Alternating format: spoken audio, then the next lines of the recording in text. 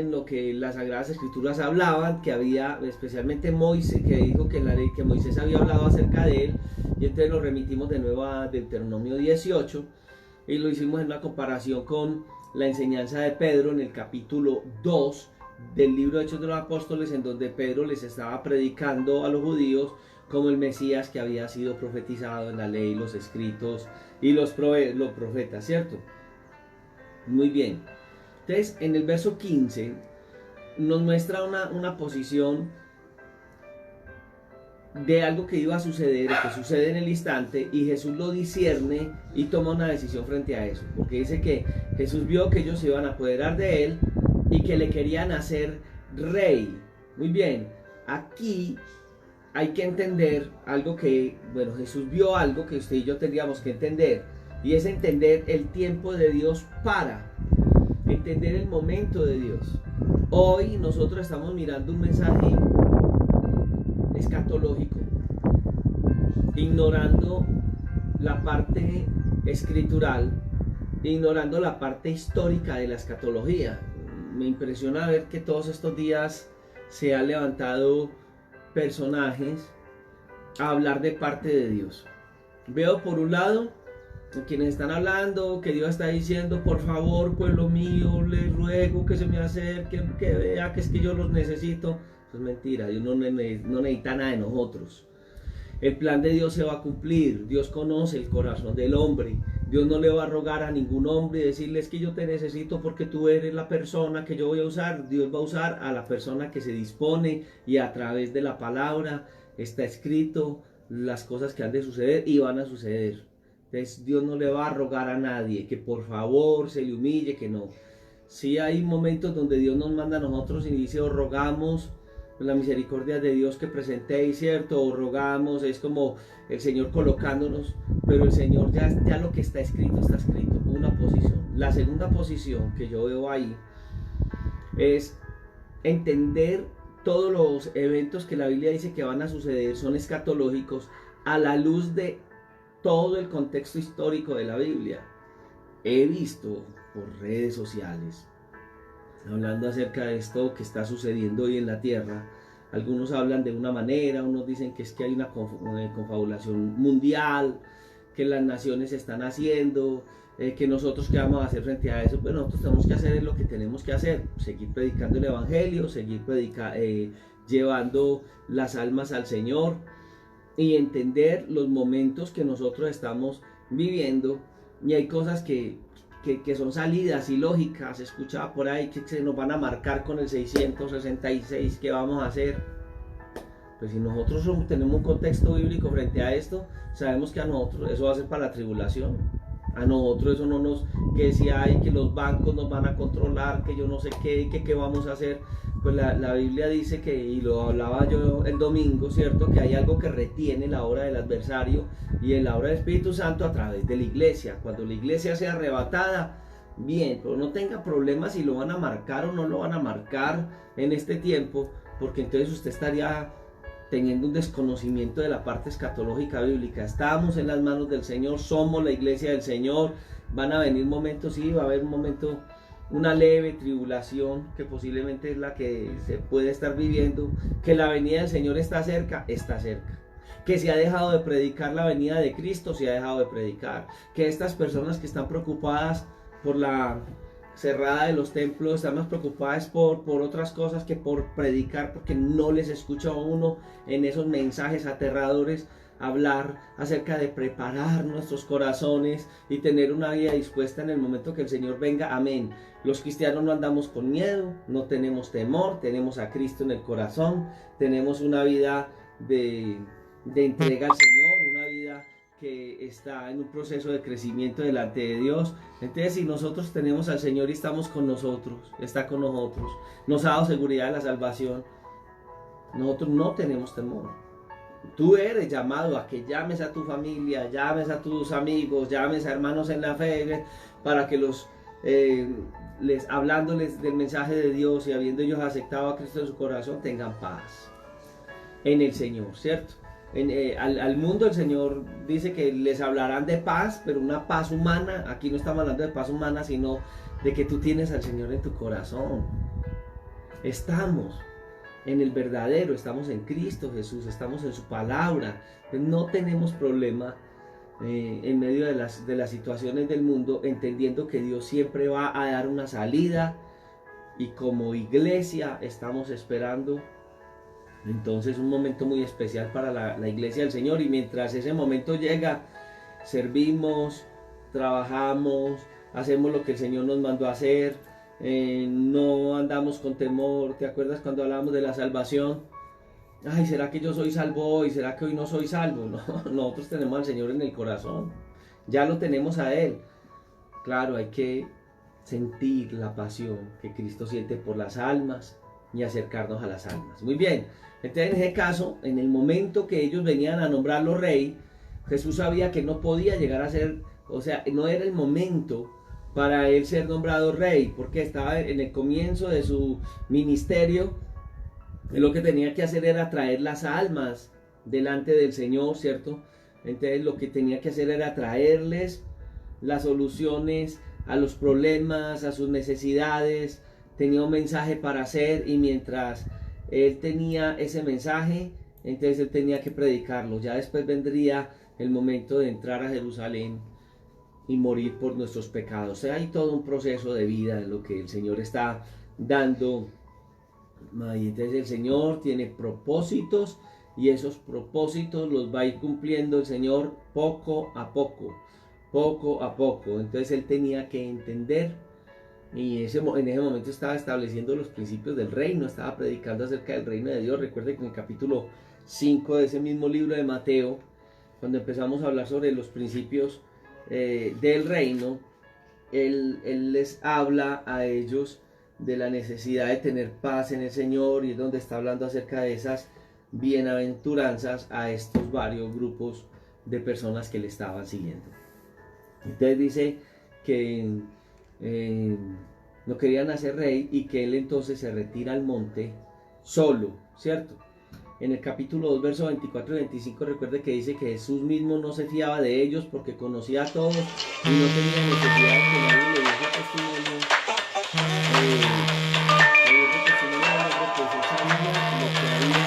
En el corazón del hombre. Discúlpenme, por acá voy a anular, no lo había quitado el sonido del celular y me interrumpe un poquito la señal. Bien, entonces es lo que nosotros empezamos a mirar dentro del ministerio del Señor Jesucristo. Bien, era normal ver que Jesús siempre se acercara al Padre en oración.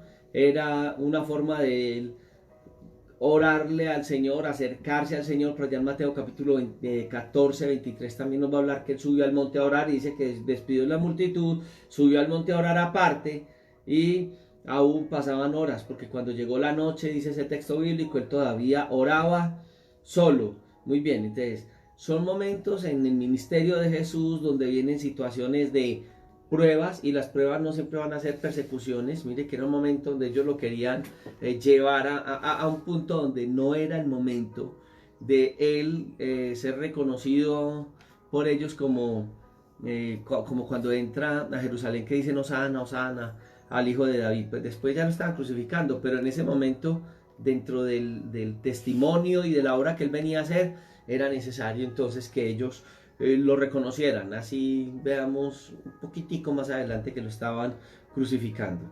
Muy bien, ya el verso 16 de este capítulo 6 nos dice que al anochecer desciende con sus discípulos al mar, y él les invita a ellos que vayan al otro lado de la ribera, mientras él despide entonces la multitud. Versículo 17, que entra en la barca y iba cruzando el mar hacia Capernaum, y estaba ya oscuro, y Jesús entonces no había entrado con ellos a la barca. Muy bien, aquí hay varias cosas que están mostrando el ministerio del Señor Jesucristo. Como lo decía yo, momentos de darle gracias a Dios, de orar. Ese día había sido un día muy grande, porque la gloria de Dios se había manifestado de una manera hermosa en el ministerio del Señor Jesucristo. Qué interesante es que nosotros aprendamos a acercarnos a Dios en los momentos de victoria. Creo que uno de los momentos de más descuido en la vida de un ministro es cuando hay fama, cuando hay reconocimiento, cuando hay un ministerio respaldado por Dios. Es un momento difícil, difícil. Se dice que una de las 3 Fs que pueden atacar a alguien que le sirve al Señor, no hablo solo de ministros, sino a quien servimos al Señor, es las 3 Fs que son la fama, las faldas y las finanzas, o sea, la abundancia un momento de mucha abundancia económica. Las 3 Fs más peligrosas que puede tener alguien. En la tentación de Jesús vamos a mirar a Satanás, que intenta buscar tentándolo en esa parte. Recuerde que Santiago nos decía que nosotros somos tentados cuando somos de nuestras propias concupiscencias atraídos y seducidos. Entonces hay que tener mucho cuidado en los momentos del servicio a Dios, cuando vengan esa parte. Martín Lutero, hablando del trabajo que tenía en el Señor, en algún momento expresó que al otro día tenía tantas cosas que hacer para Dios, que tendrían que madrugar más, que levantarse más temprano a orar. No era porque iba a salir más temprano, sino porque tenía que prepararse espiritualmente para lo que iba a enfrentar en ese día que le estaba llegando. Qué bueno la brisa, ¿no? Pero entonces hay que tener eso. Se cuentan en la historia de hombres de Dios. Había un predicador norteamericano en los años 80 que se decía que podría haber sido un hombre, había crecido casi al nivel de Billy Graham. En ese momento en los Estados Unidos se llama, se me va en este momento, se me va en este momento, un pastor de asambleas de Dios, uy Señor. Y él había crecido mucho. Las campañas de este hombre eran demasiado especiales. Dios le había dado una gracia en la palabra, le había dado una gracia tocando el piano, tío de Elvis Presley. Y este hombre empieza, Jimmy Swaggart, y este hombre empieza a predicar de una manera especial, como cualquiera de nosotros. Tuvo proyectos de rehabilitación para drogadictos, apoyo a mujeres con problemas de prostitución. Un ser humano. Hoy él le sirve al Señor todavía. Quiero como hacer ese precedente, que a veces hablan de momentos que pasamos hombres de Dios y claro, cuando la gente está arriba la subimos, pero cuando la persona tiene una dificultad la enterramos. Jimmy Swaggart iba a un ritmo muy especial, y se cuenta que el pastor, hablando de David Wilkerson recibe una orientación de Dios para hablar con Jimmy Swaggart y decirle que tomara un espaciecito de oración. Estaba en un momento muy especial de su ministerio, unas campañas. Usted se puede meter a YouTube y buscar las predicaciones, recíbalas, una palabra muy sana, lo que haya pasado en su vida, esa parte, en ese momento. Y el hombre recibe a Jimmy Swaggart, y Jimmy Swaggart le dice, David Wilkerson le dice, Jimmy Swaggart, detente, he estado en la presencia de Dios y me he inquietado y traigo una palabra del Señor para ti. El Señor te orienta para que ores, la palabra que te voy a dar, ponla en oración, pero Él me inquieta para que detengas esa velocidad que tienes y saques más tiempo para orar, porque viene una prueba grande para tu vida. Él dice, contaba él que Jimmy Swaggart miró la agenda y que en la agenda tenía compromisos por más de 5 años y dijo, no, sí, voy a intentar bajar un poquito, pero dentro de 5 años voy a como sacar un año sabático. Este hombre de Dios, David Wilkerson, le dice, bueno, yo te traigo el mensaje de Dios con respeto, porque era un hombre que le servía a Dios.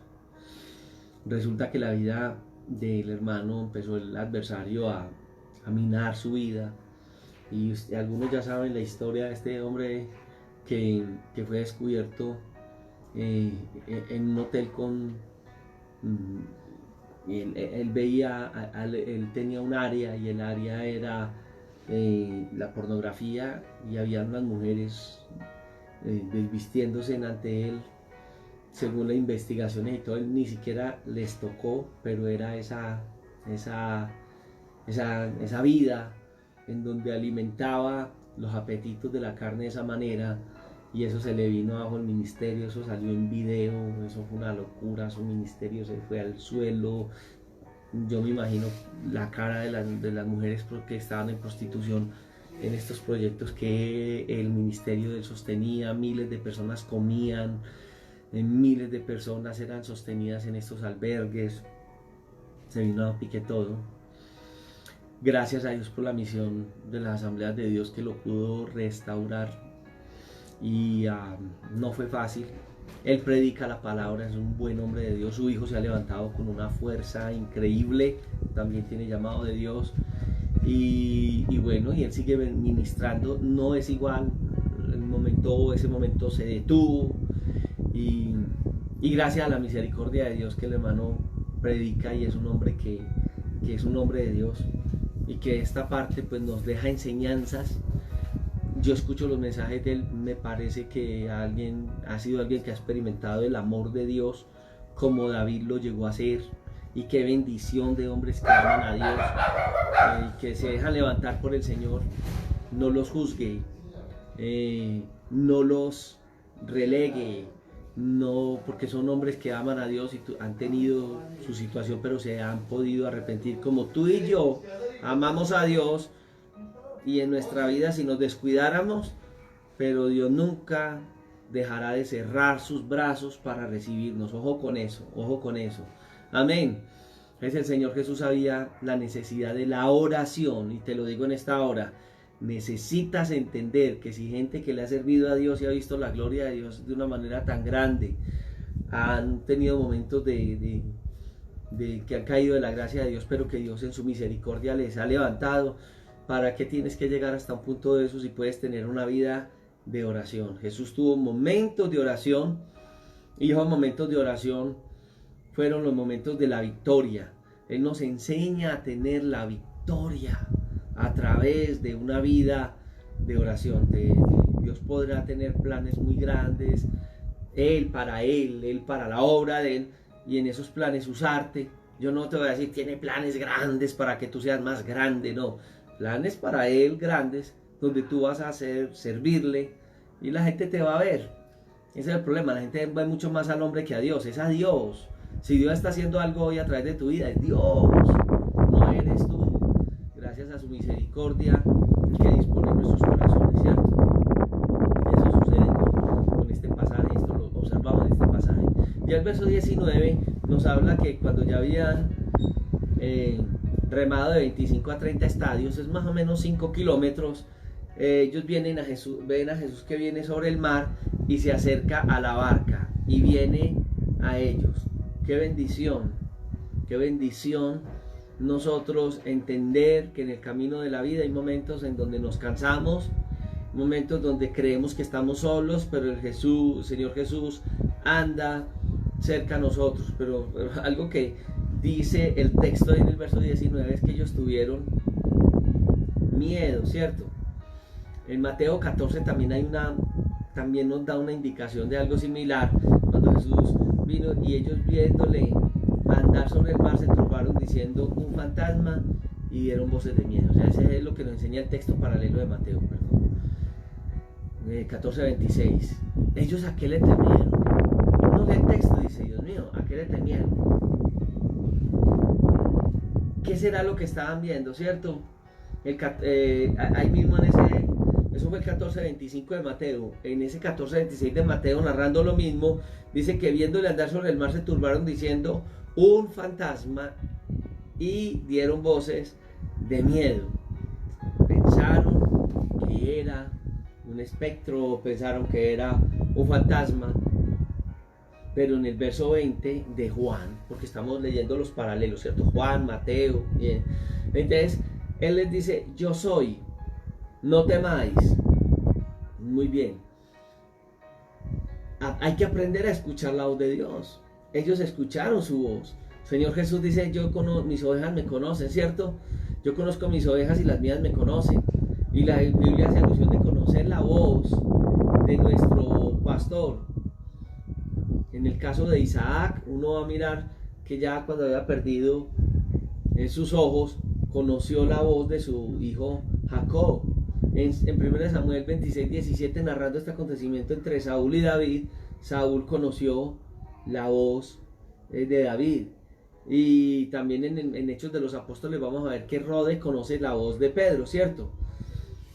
¿Cómo no conocer la voz de Dios?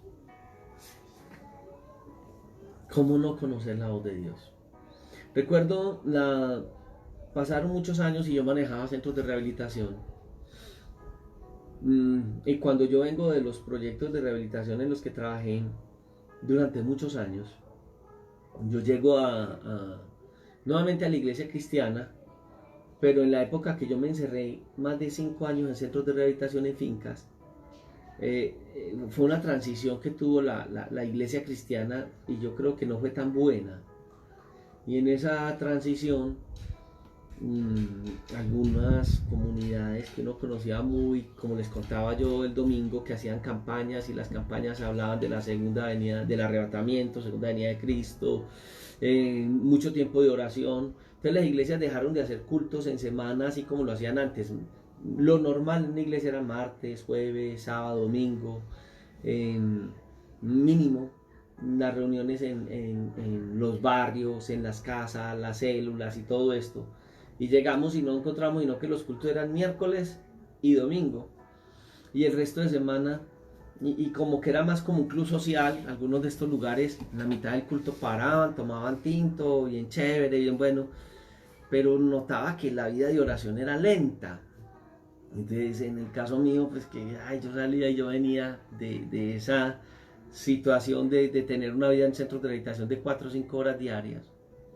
Y me invitan en la ciudad de Bucaramanga, una iglesia muy especial que queda en la 43, que le llamaban en ese entonces la iglesia la 43.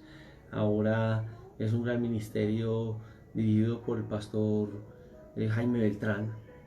Y yo recuerdo que yo llego allá y después de que fui a tantos lugares, tantas iglesias, pero yo entro allá y encuentro, la iglesia estaba en un crecimiento loco, y entro y la gente estaba en una postración, en una adoración, no había empezado el culto, y la gente estaba en una actitud espiritual.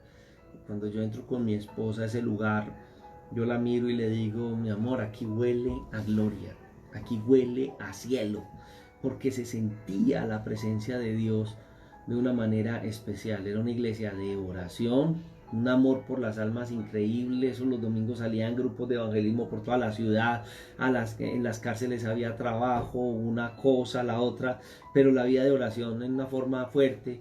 Los domingos a las 5 de la mañana ya todo el liderazgo estaba dentro de la iglesia, pues, y el pastor tenía una singularidad, la de él. Tenía un reloj de esos que marcaba a uno para las empresas para marcar trabajo, y la gente marcaba tarjeta. Era una forma de orientar a los hermanos. No está mal, porque era una forma como de que la gente fuera incentivada a la oración. Qué importante la oración. Jesús, antes de ir con ellos, se quedó orando. Ya ellos estaban en el mar, no era fácil, el mar de Galilea, el gran lago de Galilea, y no era fácil porque había una situación difícil esa noche. Hay que ir a Mateo para mirar la situación. Y es tan especial porque no les rindió. 5 kilómetros en una locura, toda una noche remando 5 kilómetros, y Jesús aparece alrededor de ellos. Ellos tienen miedo y Él aparece y dice: no temáis. La voz de Él es la que está ahí, ¿cierto? Uno mira que, por ejemplo, Pedro es el que más osado es frente a la situación que se está presentando. Y qué especial es que usted y yo entendamos que el Señor va a estar, uno, en los momentos más difíciles, pero dos, pero Él va a actuar y va a darnos a nosotros a través de la oración eso. Y otra cosa que yo noto: Jesús oró y fue muy fácil el venir sobre el agua hacia ellos. Llevaban más de 5 horas. La Biblia muestra que Jesús oró muy buen tiempo delante de Dios y los alcanzó.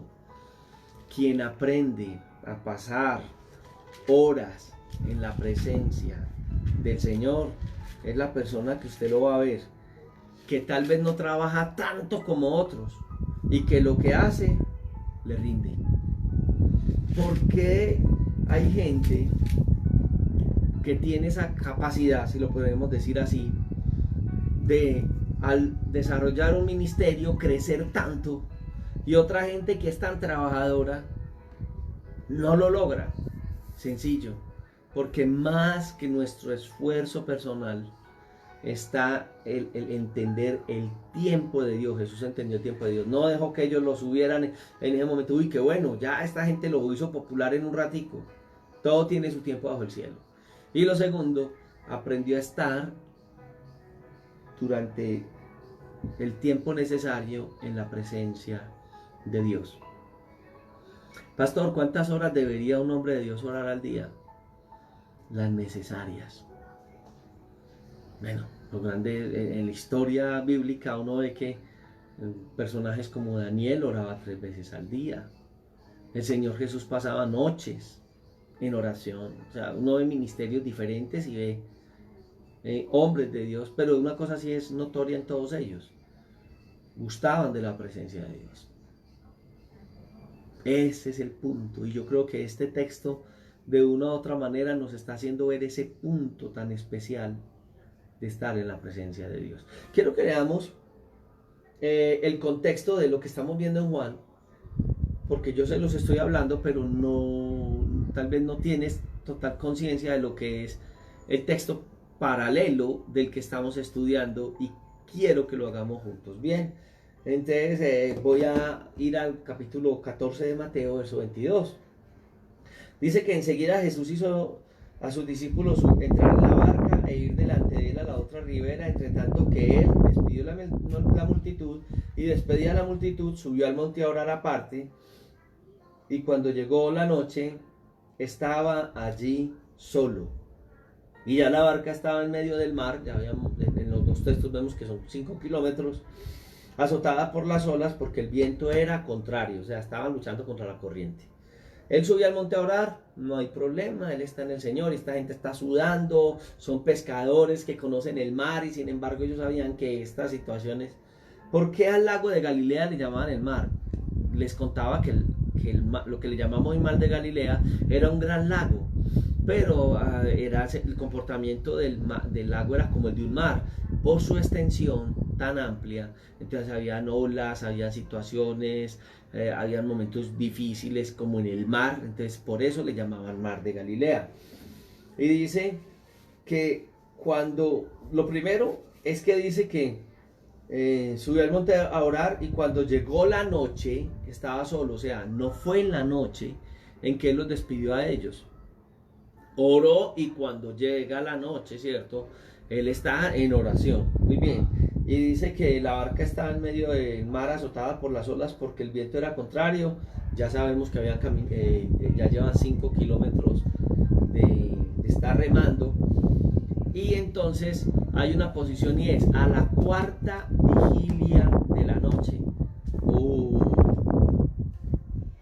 Jesús pasó todas esas horas en la presencia de Dios. Primera vigilia de la noche, 6 a 9 de la noche. Segunda vigilia de la noche para los judíos, 9 a 12 de la noche. Recuerde que la noche arrancaba a las 6. Tercera vigilia, 12 a 3 de la mañana. Cuarta vigilia, a donde nos está llevando el texto en este momento. Estamos hablando entre las 3 y las 6 de la mañana. Vino Jesús a ellos andando sobre el mar. ¿Cuánto tiempo pasó el Señor Jesús en la presencia de Dios? Era antes de la noche que empezó a orar. Pasaron 3 vigilias de la noche. Mínimo había pasado 9 horas. Y algo más, o más, porque fue en la 4ª vigilia, no sabemos en qué momento de la 4ª vigilia de la noche. Y sus discípulos, viéndole andar sobre el mar, se turbaron diciendo: un fantasma, y dieron voces de miedo. Jesús les dijo: tened ánimo, yo soy, no temas. Recuerde que ya estaban hablando el griego, pero desde el Antiguo Testamento el yo soy era Dios, ¿cierto? El que se reconocía a Dios como el yo soy. Por eso a ellos les dio impaciencia en todo el ministerio de Jesús, que él decía yo soy. y decía que trinaban sus dientes. ¿Por qué les daba rabia y por qué decían que se hacía igual a Dios? Porque el concepto para el judío era he aquí Dios. Entonces cuando él decía yo soy, era una presentación. Recuerde que en el hebreo donde ellos venían, el pronombre personal no existía. Entonces no era, una persona no decía yo soy tu papá, yo soy el que estoy acá, una persona normal, sino que estaba diciendo estoy acá como tu papá o algo así, pero no era el pronombre personal. El yo soy era directamente en el hebreo para Dios, ¿cierto? A nosotros aquí la Biblia en español, después que la versión Reina Valera lo está presentando así y dice yo soy, pero aún así los judíos, ustedes miren, cuando hablaba Jesús en sus 7 yo sois, por lo regular no les gustaba que él dijera yo soy, porque pensaban que se hacía igual a Dios. Pero a sus discípulos él les dice yo soy, no temáis. Y entonces le respondió Pedro diciendo, Señor, si eres tú, manda que yo vaya sobre las aguas. Y él dijo, ven, y descendiendo Pedro de la barca, andaba sobre las aguas para ir a Jesús. Pero al ver el fuerte viento, tuvo miedo y comenzando a hundirse, dio voces diciendo, Señor, sálvame. Ver a un pescador en estas condiciones tiene que ser que el clima estaba muy mal. Yo no sé si tú has montado, en el caso mío he montado en embarcaciones por el Magdalena medio un río, he montado en el mar, desplazándome desde Cartagena a estas islas cercanas, y también me ha parecido horrible, y en algún momento el oleaje tan duro y la embarcación como que se voltea, y fuera de eso pues ya en experiencias más duras, pero las he visto en películas, en esto de Nat Geo y esas cosas, y terrible, tiene que haber sido una situación terrible para que un marinero como Pedro tuviese tanto temor. Dice que empezó a hundirse y le dice, Señor, sálvame. Jesús extiende su mano, se hacía de él, y bueno, él dice que hombre de poca fe, ¿por qué dudaste? Cuando subieron en la barca se calmó y el viento, entonces los que estaban en la barca le adoraron diciendo verdaderamente es el Hijo de Dios. ¿Había un propósito de Dios? Sí, había un propósito de Dios. Estamos en Juan, no me voy a meter en Mateo ni hacerle exégesis a Mateo, perdón, para que nosotros podamos entender la posición que Juan nos está colocando y que estamos viendo nosotros en ella, ¿cierto? Mateo nos va a dar otras implicaciones y nos va a guiar a algo diferente, pero tengo que leer Mateo para poder entender lo que está sucediendo en el Evangelio de Juan, que está narrando lo mismo con otra intencionalidad. Recuerden que el Evangelio de Jesús es uno, pero hay 4 narraciones donde hay propósitos diferentes, y ya les contaba cuál era el propósito en Mateo, en Marcos, en Lucas y en Juan. Bien, muy bien. Entonces, en ese momento está narrándonos Juan el acontecimiento, y en el acontecimiento de Juan, ¿cierto? Entonces dice las Sagradas Escrituras, voy al verso 16, al anochecer descendieron sus discípulos al mar, y entrando en la barca iban cruzando el mar hacia Capernaum, y ya estaba oscuro y Jesús no había venido a ellos. Y se levantaba el mar con un gran viento y soplaba, y cuando había remado como 25 o 30 estadios, ya dijimos 5 kilómetros, vieron a Jesús que andaba sobre el mar y se acercaba a la barca y tuvieron miedo. O sea, no entendían que era Jesús. Vieron que venía caminando, pero no entendían que era Jesús. Según lo que ya nos narra Mateo, y ya aclaramos que ellos se imaginaron que era un fantasma, ¿cierto? Él les dijo, yo soy, no temáis, y ellos entonces con gusto le recibieron en la barca, la cual llegó enseguida a la tierra a donde iban. Entonces aquí no se detiene el texto a hablarnos los otros aspectos que nos está hablando Mateo, pero al leer Mateo, entonces ya nos damos cuenta de todo lo que sucede, ¿cierto? En el caso de Pedro, y cuando Jesús entra a la barca, que ya había rescatado a Pedro del agua, ya Pedro había caminado por el agua porque el acontecimiento es ese, ¿cierto?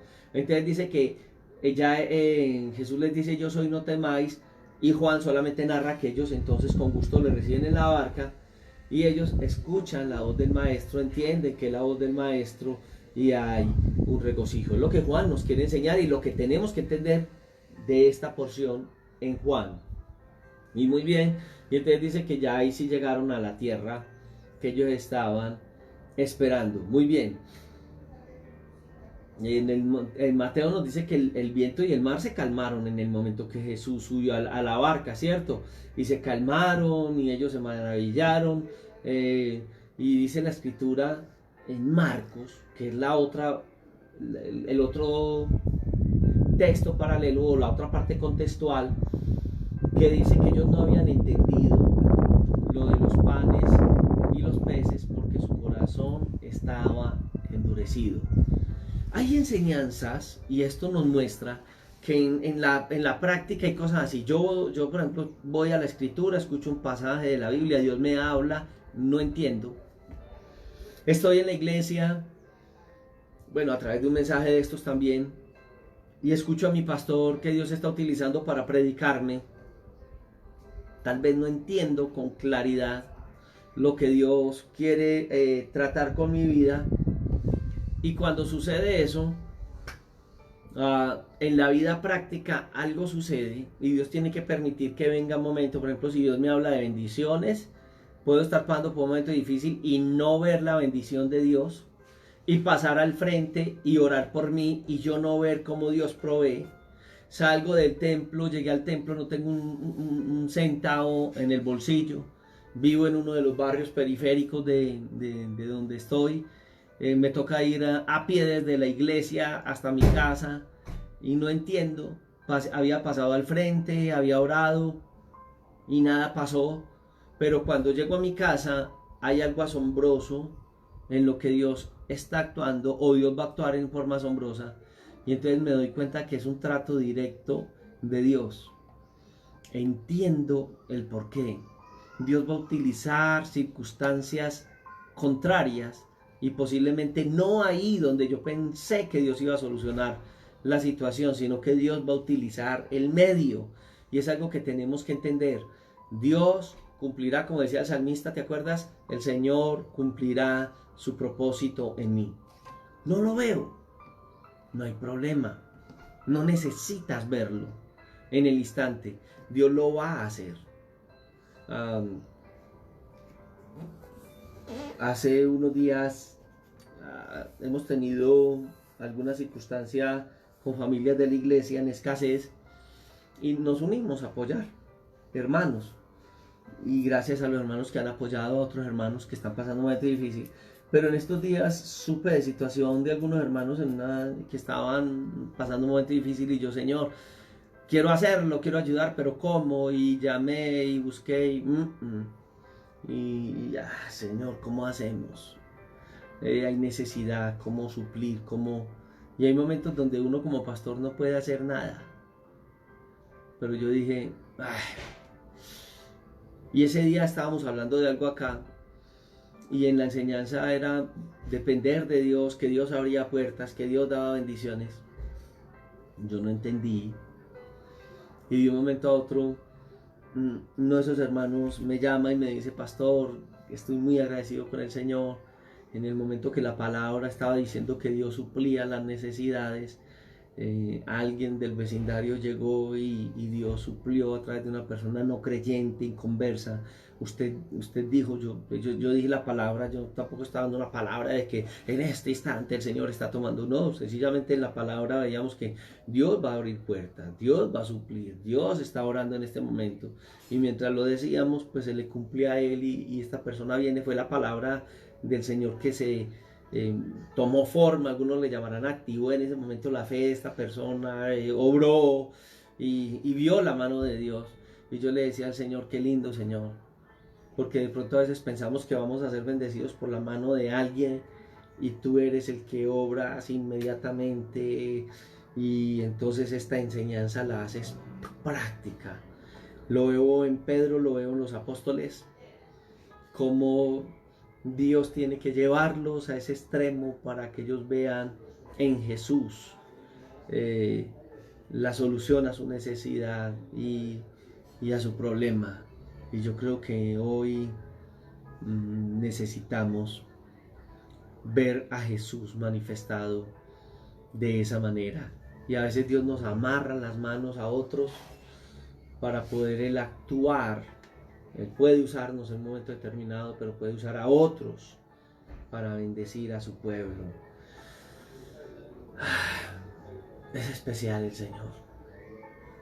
Necesitamos dejarnos usar por Él.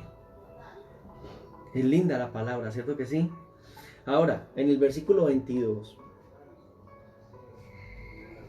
vamos a encontrar una enseñanza muy relacionada con la alimentación. Porque cuando él llega al otro lado, la gente ya estaba, al siguiente día, dice el versículo 22, la gente que estaba al otro lado del mar vio que no había habido allí más de una sola barca y que Jesús no había entrado en ella con sus discípulos, sino que estos se habían ido solos. Pero las otras barcas habían arribado de Tiberias junto al lugar donde habían comido el pan después de haber dado gracias al Señor. Cuando vio pues la gente que Jesús no estaba allí ni sus discípulos, entraron las barcas y fueron a Capernaum, porque frecuentemente en ese momento del ministerio de Jesús, él estaba en Capernaum y buscaban a Jesús. Muy bien. Ahí es donde la Sagrada Escritura nos lleva a un punto de entender cosas, ¿cierto? La gente, ¿por qué seguía a Jesús? Estoy leyendo y al ver la gente estaba buscándolo a él como porque era muy bueno estar alrededor de él, estar alrededor de Jesús es tener alimento. Entonces hay que buscar a Jesús a ver si nos habla, si estamos con él y al mismo tiempo pues podemos alimentarnos, y no hay nada mejor, lo escuchamos y fuera de escucharlo pues entonces nos alimentamos. Sucede, eso sucede. Con proyectos de rehabilitación que he trabajado, en muchas ocasiones hemos ido a lugares, aquí en Medellín íbamos a Guayaquil durante mucho tiempo y llevábamos alimentos, pan, chocolate. En el Cartucho durante meses estuvimos trabajando allá antes de entrar al Cartucho, y la estrategia que Dios nos dio fue llevar a la puerta del Cartucho pan y chocolate, y a los meses ya estábamos adentro predicando y todavía llevábamos pan y chocolate. En Bucaramanga también nos tocó llevar alimentos a La Rosita y a otros lugares, a 36, para hablarles del Señor, y mientras llevábamos chocolate y pan la gente estaba. Claro, aprendimos estrategias. Nosotros no dábamos el pan y el chocolate antes de predicar, porque si lo dábamos antes no nos escuchaban la predicación.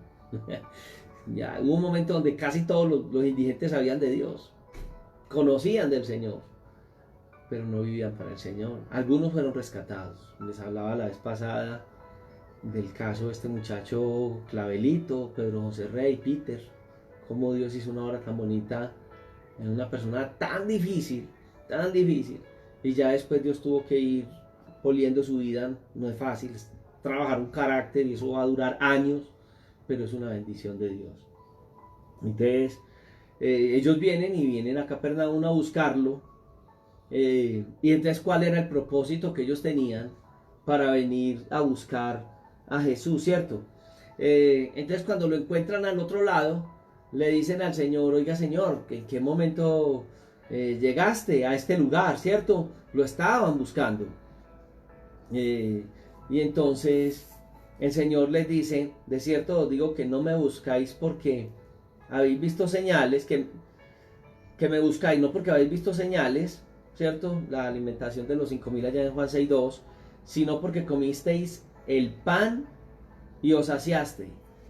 Entonces aquí nos muestra uno la deidad de Jesús, pues que conocía lo que había en el corazón de ellos, leyó sus pensamientos, vio los propósitos que ellos tenían, vio el interés que ellos tenían, que no era un interés espiritual, sino que era un interés temporal, ¿cierto? No fue por la enseñanza que Él les dio tan especial y tan grande, sino que fue por el alimento que habían recibido del Señor Jesús.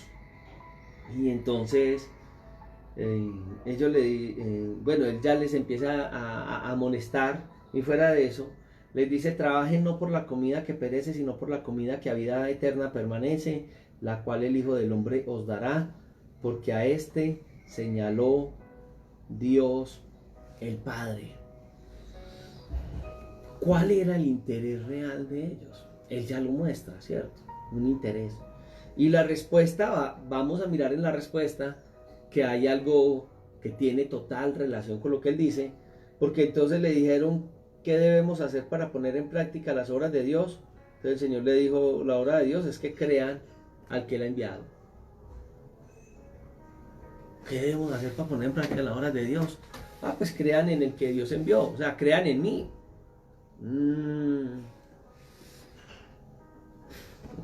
Los seres humanos somos muy terribles, porque dice la escritura que ellos le dicen, ¿qué señal haces tú para que veamos y te creamos? ¿Y qué obras haces? Si nosotros tenemos un poquito de lo humano que tenemos nosotros, nos damos cuenta que ellos estaban como que manejando la situación. Es más, mire lo que dice el verso 31. Nuestros padres comieron el maná en el desierto, como está escrito, pan del cielo les dio a comer. Entonces ya Jesús ya sabe qué es lo que ellos quieren. Ya conoce la intención de sus corazones. De cierto os digo, no os dio Moisés el pan del cielo, mas mi Padre os da el verdadero pan del cielo. Porque el pan de Dios es aquel que descendió del cielo y da vida al mundo. Ay, qué rico, Señor. No, aquí estamos escuchándote tan bueno como la vez pasada. Ay, Señor, danos siempre ese pan. Cuando yo manejaba centros de rehabilitación, me llegaba gente que estaba en una situación de calle. Y recuerdo que algunos de los que me llegaron, yo recuerdo uno que nos llegó una vez con una herida y tuvimos que sacarle no sé cuánta cantidad, pero es una cantidad inmensa de gusano. Bueno, le tuvimos que rapar la cabeza, olía horrible y él ya estaba andando como loco y empezamos a sacarle cantidad de gusanos de su cabeza. Y esa persona al transcurrir los días fue volviendo a la sobriedad porque estaba como loco. Y él decía, no, pues qué gran obra la que han hecho por mí. Y decía, no, pues que uno en la calle sufriendo, aquí hay comida, aquí hay dormida, aquí hay de todo, lo cuidamos, no tenía que hacer nada, solamente estar ahí en recuperación. Y yo, no, yo aquí nunca me voy. ¿Sabe que el día que lo mandamos a lavar los baños de la comunidad del centro de rehabilitación, se fue porque él no le lavaba los baños, ni la mugre, ni él utilizó unos términos demasiado fuertes a ninguna otra persona? Y en el estado que lo recogimos estaba en una completa inanición. Nos tocó lavarlo, bañarlo, quitarle el mugre, el mal olor, sus heces, sus cosas, sacarle todos esos gusanos de su cabeza, y se va del centro de habitación porque no estaba dispuesto a lavar el baño en donde él mismo lo usaba. Los seres humanos somos muy desagradecidos. Los seres humanos somos muy desagradecidos. Danos siempre de ese pan. Entonces Jesús les dice, bueno, yo soy. Otro yo soy de Jesús, ¿no? Yo soy el pan de vida. El que a mí viene nunca tendrá hambre, y el que en mí cree no tendrá sed jamás. Mas os he dicho que aunque me habéis visto no creéis. Todo lo que el Padre me da vendrá a mí, y al que a mí viene no le echo fuera. He descendido del cielo no para hacer mi voluntad, sino la voluntad del que me envió. Y esta es la voluntad del Padre, del que me envió, que de todo lo que me diere no pierda yo nada, sino que lo resucite en el día postrero. Y esta es la voluntad del que me ha enviado, que todo aquel que vea al Hijo y cree en él tenga vida eterna, y le resucitaré en el día postrero.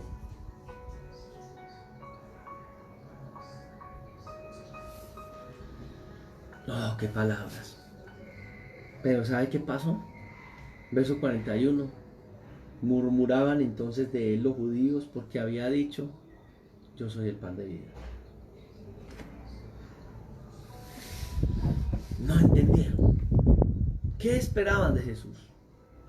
Comida.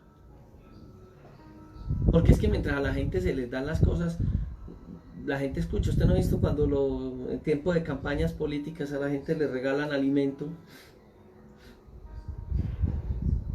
que muchos han criticado eso, hombre, pero el que tiene hambre y le dan un alimento no se queja.